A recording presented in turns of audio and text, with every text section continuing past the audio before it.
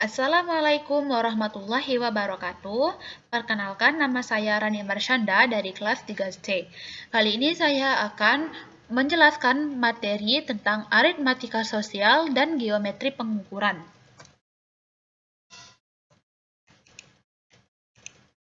Nah, yang pertama adalah aritmatika sosial. Di dalam aritmatika sosial, kita mempelajari dua materi. Yang pertama adalah bunga tunggal, dan yang kedua adalah pajak. Nah, kita masuk ke dalam materi yang pertama, yaitu bunga tunggal. Jika kita menyimpan uang di bank, maka uang akan bertambah karena mendapat bunga. Jenis bunga yang akan dipelajari adalah bunga tunggal. Bunga tabungan biasanya dihitung dalam persen yang berlaku dalam jangka waktu 1 tahun. Nah, kalau misalkan di dalam soal yang ditanya berapa bunga dalam 1 tahun, maka kita bisa mencari bunga dalam 1 tahun dengan rumus persentase bunga dikali jumlah uang. Nah, kalau di soal yang ditanya berapa bunga dalam waktu 3 bulan atau dalam berapa 4 bulan, dalam 5 bulan atau dalam berapa bulan sesuai dengan soal, maka kita bisa menggunakan rumus B dikali 12, yang mana B ini adalah berapa bulan yang ditanya sesuai dengan soal, dikali persentase bunga, dikali jumlah uang. Nah, kita langsung saja masuk ke dalam contoh soal. Soal yang pertama, Bu Rizka memiliki uang sebanyak 1.400.000 dan ditabung di bank A dengan bunga 11%. Per tahun setelah 3 bulan, uang tersebut seluruhnya diambil untuk memperbaiki rumahnya. Berapa uang yang akan diterima Bu Rizka setelah disimpan selama 3 bulan? Nah, kan yang ditanya adalah selama dalam 3 bulan. Nah, dari situ kita bisa melihat bahwa kita bisa menggunakan rumus yang ini. B per 12 dikali persentase bunga dikali jumlah uang. Nah, langsung saja kita masukkan, kalau B per 12 berarti B-nya sama dengan 3 ya, karena yang ditanya adalah 3 bulan dikali 11 per 100 dikali 1.400.000. Dapatlah hasilnya 38.500.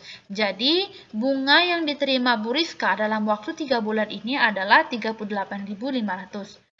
Nah, uang yang diterima Bu Rizka otomatis bertambah karena ada bunganya. Berarti tinggal kita tambahkan saja 1.400.000 ditambah 38.500. Maka hasilnya adalah 1.438.500. Inilah uang yang diterima oleh Bu Rizka.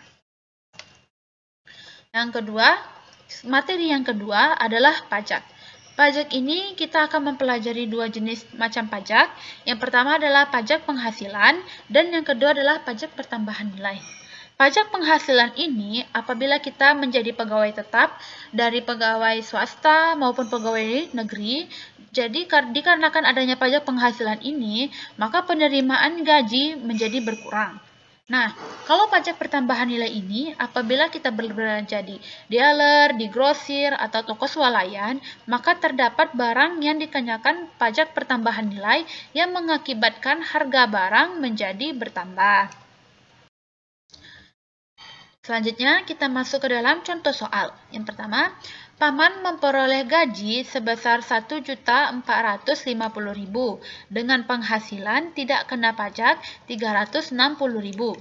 Jika besar pajak penghasilan adalah 10%, berapakah gaji yang diterima Paman dalam sebulan?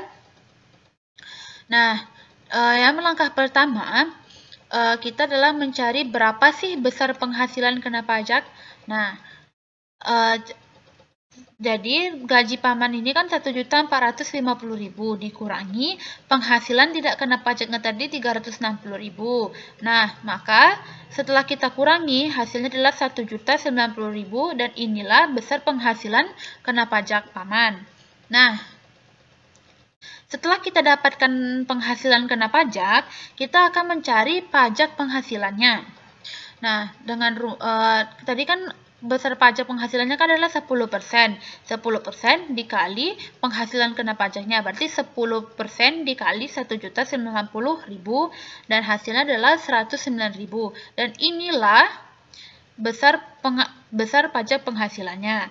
Karena adanya pajak penghasilan tadi, maka penerimaan gaji pun berkurang ya. Nah, kan tadi gaji paman awalnya 1.450.000. Dikarenakan ada pajak penghasilan yaitu sebesar 109.000, maka gaji yang diterima paman dalam sebulan adalah ini 1.341.000. Nah, contoh soal yang kedua. Danang membeli sebuah laptop seharga 4.600.000 dan dikenakan pajak pertambahan nilai sebesar 10%. Berapa rupiah Danang harus membayar laptop tersebut? Nah, penyelesaiannya, kalau pajak pertambahan nilai ini tidak serumit pajak penghasilan ya. Jadi ya kita tinggal mencari saja berapa pajak pertambahan nilainya.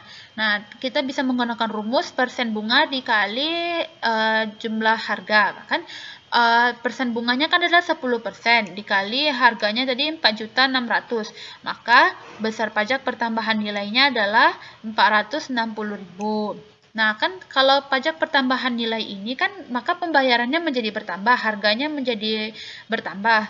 Maka yang harga yang harus dibayar Danang itu berarti 4.600.000 ditambah 460.000.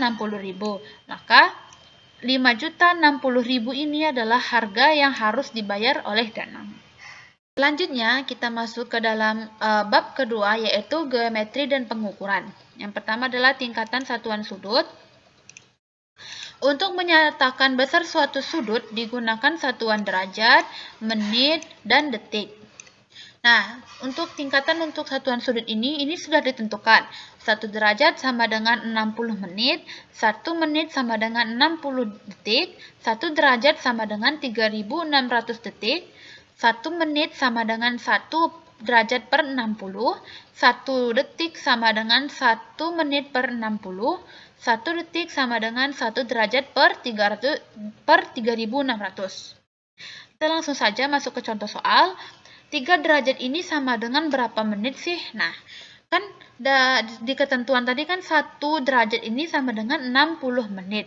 Nah, berarti 3 kita kalikan saja 3 dikali 60 menit. Maka hasilnya adalah 180 menit. Maka 3 derajat ini sama dengan 180 menit. Nah, yang contoh soal yang kedua, 70 menit itu sama dengan berapa derajat? Nah, karena 70 menit ini adalah hasil dari 60 menit ditambah 10 menit. Nah, kan ke 60 menit tadi kan itu sama dengan 1 derajat. Nah, maka 70 menit ini sama dengan 1 derajat 10 menit. Kita masuk ke submateri yang kedua yaitu menggambar dan mengukur sudut. Sudut dapat dibentuk oleh dua buah sinar garis. Ini dua buah sinar garis. Ada dua buah sinar garis yang memiliki titik pangkal yang sama atau berhimpit. Nah, kan di sini nih. Nah, ini disebut dengan titik sudut. Maka ini yang dinamakan sudut. Dan ini merupakan daerah sudut atau besar sudutnya. Nah, biasanya kalau kita menggambar sudut ini kita bisa menggunakan alat pengukur yang disebut dengan busur derajat. Karena kita sudah mengetahui apa itu sudut, nah kita langsung saja masuk ke jenis-jenis sudut. Jadi jenis-jenis sudut ini ada 3. Ada 3. Yang pertama adalah sudut lancip, yang kedua adalah sudut siku-siku, yang ketiga adalah sudut tumpul. Nah, sudut lancip ini besar sudut lancip ini lebih dari 0 derajat sampai kurang dari 90 derajat. Nah, berarti berkisar antara 1 derajat sampai 89 derajat. Nah, itulah yang disebut dengan sudut lancip. Nah, kalau sudutnya itu sebesar 90 derajat, nah, itu adalah sudut siku-siku. Kalau sudutnya lebih dari 90 derajat dan kurang dari 180 derajat, maka disebut dengan sudut tumpul. Baiklah, sekian materi dari saya. Lebih dan kurangnya saya mohon maaf. Wassalamualaikum warahmatullahi wabarakatuh.